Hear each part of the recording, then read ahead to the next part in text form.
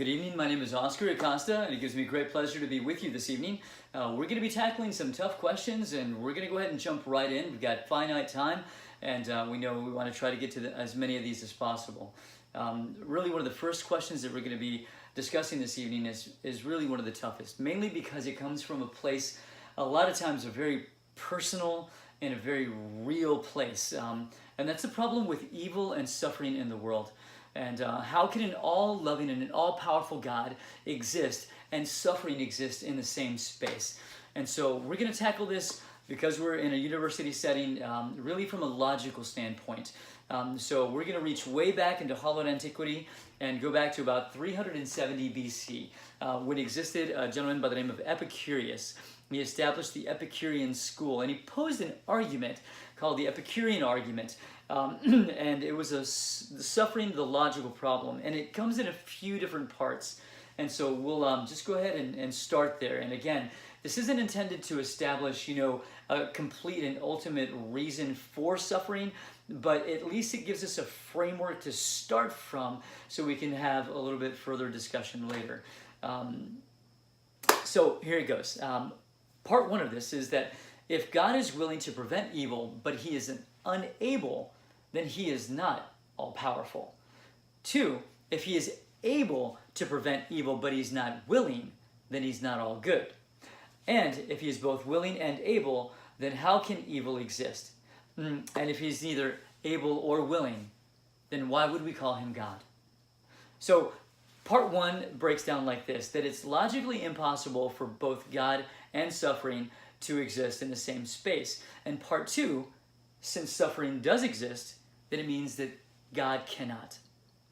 So the question really is this a good argument? Now, is it logically inconsistent to say that we have an all-powerful and an all-loving God that does exist and that suffering exists at the same time? And I would say no. So there must be a couple of hidden assumptions within that argument itself, and we believe that they're here.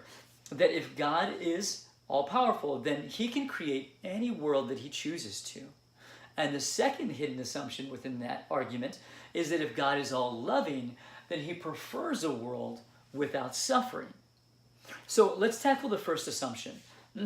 Then, if the assumption is true, consider the first. If God wants a world of free-willed people, then he can make them do only good. Well, that's necessarily logical, and it's definitely not free will. It's not that God lacks the ability to create a world like that. It's just that really it doesn't make sense in a free world that we actually live in. So it may not be feasible for God to create a world filled with people who always choose to do the morally right thing. But in that same space, it does create an opportunity for us to truly experience love, to truly experience doing the right thing, but at the same time gives us the freedom to potentially do evil as well. So if that's true about the first assumption, then unfortunately that first part of the assumption fails, because God does create free will, and it means that we can choose to do both evil and both good. So what about the second assumption? The second assumption says that God prefers a world without any suffering whatsoever. Now, this one may be even a little bit easier to answer, not necessarily a lot of comfort, but it does say that even in our finite understanding of what pain and suffering is like, we know that there are times in our life that we may allow suffering. I mean, me personally, I've gone through boot camp and experienced a lot of suffering in the military, but to make even a less esoteric argument, let's pose the question, do we go to the dentist because we want to experience pleasure? No, we already know that we're going to experience a little bit of pain, but it brings about an ultimate good. So if it's even possible